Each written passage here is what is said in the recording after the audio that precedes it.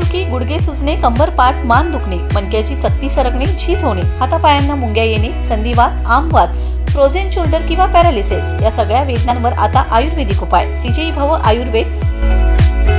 गुडघे व मणक्यांच्या विकारावर विशेष आयुर्वेदिक उपचार केंद्र. नेवरी, तालुका कडेगाव, जिल्हा सांगली. पुणे त्रिमूर्ती चौक, धनकवडी. मुंबई दादर पश्चिम. आजच संपर्क करा.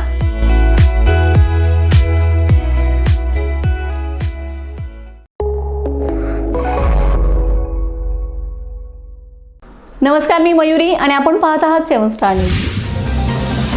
विटा नगरपालिकेच्या शाळांमधील विद्यार्थ्यांच्या कलागुणांना वाव देणारे शालेय स्नेह संमेलन तब्बल 6 वर्षांनंतर उत्साहात पार पडले. नगर परिषदेच्या खुल्या नाट्यगृहात आयोजित या कार्यक्रमात शहरातील नगरपालिका शाळा क्रमांक 1 ते 19 मधील विद्यार्थ्यांनी नृत्य, गीत, नाटिका यांसारख्या विविध सांस्कृतिक कार्यक्रमांचं उत्कृष्ट सादरीकरण करून उपस्थितांची मने जिंकलेत.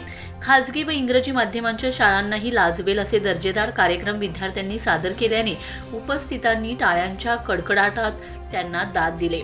या स्नेहसंमेलनाच्या प्रमुख पाहुण्या म्हणून सोनिया सुहास बाबर उपस्थित होत्या, तर कार्यक्रमाच्या अध्यक्षस्थानी विटा नगरपालिकेच्या अध्यक्षा काजल म्हेत्रे होत्या. या कार्यक्रमाचे स्वागत व प्रास्ताविक शालेय शिक्षण सभापती प्राध्यापिका डॉक्टर लीलाताई भिंगारदेवे यांनी केले. विद्यार्थ्यांच्या कलागुणांना वाव मिळावा तसेच शिक्षणाबरोबर त्यांचा सर्वांगीण विकास व्हावा यासाठी अशा कार्यक्रमांची आवश्यकता असल्याचं मत त्यांनी यावेळी व्यक्त केले.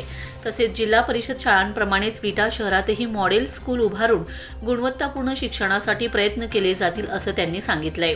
या स्नेहसंमेलनात नगरपालिका शाळा क्रमांक 1 ते 19 मधील सुमारे 280 विद्यार्थ्यांनी सहभाग घेतला होता.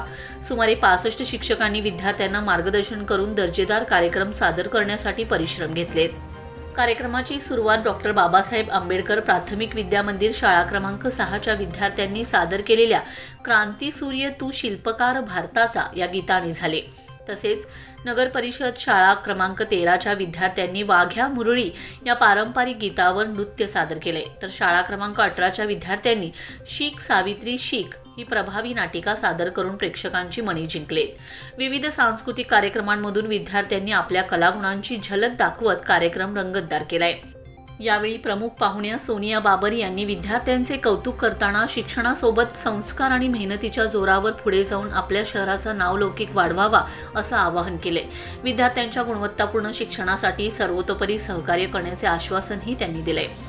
यावेळी प्रशासकीय अधिकारी विकास राजे यांनी नगरपालिकेच्या शाळांमध्ये राबवण्यात येणाऱ्या विविध शैक्षणिक उपक्रमांची माहिती दिली. कार्यक्रमास माजी नगराध्यक्ष नंदकुमार पाटील, नगरसेवक विनोद गुळवणी, संजय भिंगारदेवे, आरोग्य सभापती भालचंद्र कांबळे, महिला व बालकल्याण सभापती अपर्णाताई पाटील, बांधकाम सभापती श्रीकांत साळुंखे तसेच नगरसेवक, नगरसेविका व नागरिक मोठ्या संख्येने उपस्थित होते.